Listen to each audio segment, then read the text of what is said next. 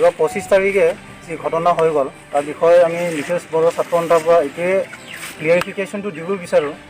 যিসকল ব্যক্তিয়ে আমাৰ ওপৰত এটা ব্লেম লগাইছে যে 25 তাৰিখৰ যি চিটুৱেশ্যন বা যি এটা বেয়া পৰিৱেশ হৈছিলে তাৰ লগত আমাৰ জড়িত আছে, এইটো মিছা কথা। কেলৈ কি আমি 24 তাৰিখত যি এটা আমাৰ ৰাইজে ৰড ব্লকেট কৰিছিলে, তাতে আমাক MP ডাঙৰীয়া তেখেতে এটা এচুৰেঞ্চ দিছিলে যে এইটো সমস্যাৰ সমাধানটো অতি সোনকালে হ'ব, আপোনালোকে ধৈৰ্য ধৰক। সেইটো এচুৰেঞ্চটো আমি পোৱাৰ পাছত আৰু পুনৰ একবাৰ তেনেকৈ আমি কাৰ্যসূচী ল'বলৈ আমাৰ একো দৰকাৰ নাই। সেইকাৰণে আমি প্ৰশাসনকে আমি বাট চাই আছিলোঁ তেখেতলোকে কি এটা ষ্টেপ লয়। আৰু আমি প্ৰথমৰ পৰাই সেইটোৱে দাবী জনাইছিলোঁ, নিখিল বড়ো ছাত্ৰ সন্থা, সদৌ অসম ছাত্ৰ সন্থা আৰু আমাৰ সকলো দল সংগঠনৰ নেতৃবৃন্দ তেখেতসকলে আছে, আমাৰ উন্নয়ন কমিটি তেখেতসকল আছে।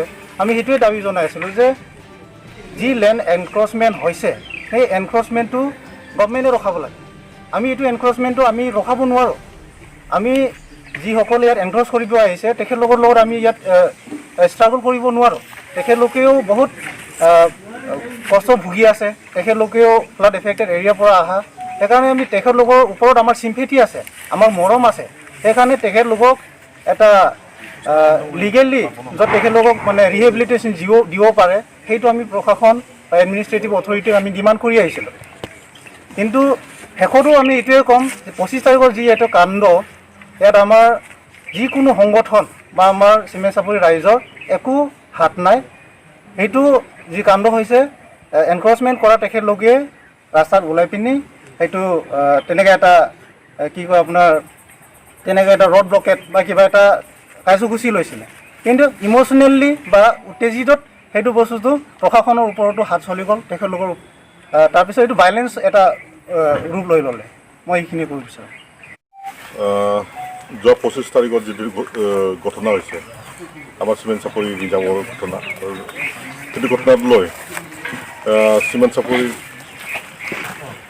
আঞ্চলিক আছু আৰু লগতে চিমেণ্ট চাপৰি ৰাইজক বান বিধ্বস্ত গৰাখহনীয়া মানুহ ৰাইজে যি অভিযোগ দিছে সেইটো ভিত্তিহীন। কিয়নো আমাৰ চিমেণ্ট চাপৰিৰ আঞ্চলিক ছাত্ৰ সন্থা আৰু চিমেণ্ট চাপৰি বাকী ৰাইজে আমি আন্দোলনৰ কাৰ্যসূচী লোৱা নাই। 25 তাৰিখত যি ঘটনালৈ হৈছে এইটো বান বিধ্বস্ত গৰাখহনীয়া মানুহবোৰে এইটো জংঘলৰ পৰা আহি ৰাজপথত ওলাই আহি পুলিচৰ প্ৰশাসনৰ যি নেকি আক্ৰমণ কৰিলে দুৰ্ভাগ্যজনক, সেইটো হ'ব নালাগিছিলে। আমি চিমেণ্ট চাপৰি ডেভেলপমেণ্ট কমিটিৰ হৈ এইটোৱে অনুৰোধ জনাইছোঁ, আমি আমাৰ চিমেণ্ট চাপৰি উন্নয়নৰ কাৰণে আমাক মাটি লাগে। সেইটো মাটিটো আমি উন্নয়নমূলক যি নেকি অনুষ্ঠান প্ৰতিষ্ঠানৰ কাৰণে আমি ৰখা হৈছে। আমাৰ চিমেণ্ট চাপৰিত ক'ব গ'লে এটা ভাল ষ্টেডিয়াম নাই। আমি ষ্টেডিয়ামৰ কাৰণে অলপ মাটি ৰাখিম বুলি ভাবিছোঁ। যেনেকৈ এতিয়া কেবিখেক দি কিনে যিমান মাটি বাচি আছে সেইটো মাটি আমি ষ্টেডিয়ামৰ কাৰণে 100 বিঘামান মাটি লাগিব। লগতে আৰু মৰাশালী, আমাৰ চিমেণ্ট চাপৰিত মৰাশালী নাই, কাজুহা মৰাশালী নাই। আমাৰ ডেভেলপমেণ্ট কমিটিৰ মিটিঙত প্ৰতিবাৰ মিটিঙত সেইটো আলোচনা কৰি আছে। আমি এতিয়া কেইদিনমান পাছত আমি ডিপাৰ্টমেণ্ট কি SDO চিভিল লগত আলোচনা কৰি মেলি আমি এইটো ৰাজহুৱাভাৱে আমাৰ উন্নয়নৰ স্বাৰ্থত যি কৰিবলগীয়া আছে এইটো কাম কৰিবৰ কাৰণে আমি আগবাঢ়িম বুলি ভাবিছোঁ। হয়, যোৱা 25 আগষ্টৰ দিনা যি চিমেণ্ট চাপৰিত যি এটা পৰিৱেশ সৃষ্টি হৈছিলে তাৰ মূলতে উত্থাপন হৈছে যে বিভিন্ন প্ৰচাৰ মাধ্যমত চিমেণ্ট চাপৰি স্থানীয় ৰাইজ আৰু আছু নেতৃত্বত সংগ্ৰাম কৰি আজি যি আন্দোলন কৰিছিলে বা যি মানে দা কুঠা লাঠি লৈ আমাৰ চিমেণ্ট চাপৰি অঞ্চলত থাকি স্থানীয় ৰাইজৰ নেতৃত্বত ওলাই আহি যি সংগ্ৰাম কৰিছিলে সেইটো মিছা অভিযোগ দি পেলাই আমাৰ যিসকল ব্যক্তিয়ে মিছা অভিযোগ দিছে, আমি আজি আপোনালোকৰ থ্ৰুৱেদি আমি ক'ব বিচাৰোঁ যে তাত কোনো ধৰণৰ চিমেণ্ট চাপৰি স্থানীয় ব্যক্তি নাই, চিমেণ্ট চাপৰি আছু নেতৃত্বতো তেনে সংগ্ৰাম হোৱা নাই। যিহেতু আমি 23 আগষ্টৰ দিনা আমাৰ আছু নেতৃত্বত নাগৰিক সভাৰ জৰিয়তে আমাৰ সিদ্ধান্ত গ্ৰহণ কৰা হৈছিলে যে যিসকল বানখহনীয়াৰ পৰা অহা লোক তেওঁলোকক সংস্থাপন দিয়াৰ ব্যৱস্থা চৰকাৰক আমি দাবী জনাইছোঁ কৰিবৰ কাৰণে। ঠিক সেইদৰে কিন্তু কোনো আমি আন্দোলনৰ কাৰ্যসূচী আমি তেতিয়ালৈকে লোৱা নাছিলোঁ। 24 তাৰিখত যি আন্দোলন হৈছিলে ৰাইজৰ স্বতঃস্ফূৰ্ত আন্দোলনত ৰাইজ ওলাই আহি সেই আন্দোলন হৈছে, য'ত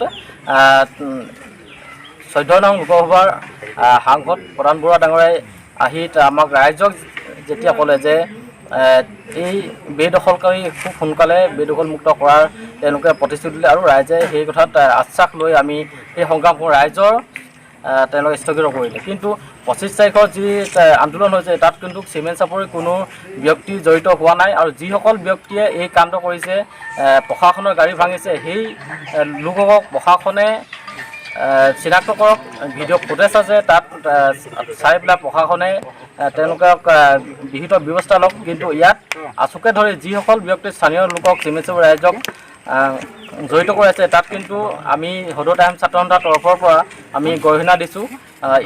এনেকুৱা কাৰ্য যাতে ভৱিষ্যতে কোনো অভিযোগ আনিব নিবিচাৰে, তাৰ কথা আমি এই থ্ৰুৱেদি আপোনালোকৰ থ্ৰুৱেদি আমি জনাব বিচাৰিছোঁ। চাওক, যোৱাকালি আমি এটা নিউজ পালোঁ যে যোৱা 25 তাৰিখে চিমেণ্ট চাপৰিত ৰাজপথ অৱৰোধ কৰি পুলিচৰ গাড়ী ভাঙি যিসকল দুষ্কৃতিকাৰীয়ে পুলিচৰ প্ৰশাসনক অপদস্থ কৰিলে, সেই ঘটনাৰ লগত অসম জাতীয়তাবাদী যুৱ ছাত্ৰ পৰিষদো জড়িত নাই, আছু জড়িত নাই, চিমেণ্ট চাপৰিৰ কোনো দল সংগঠনে জড়িত নাই।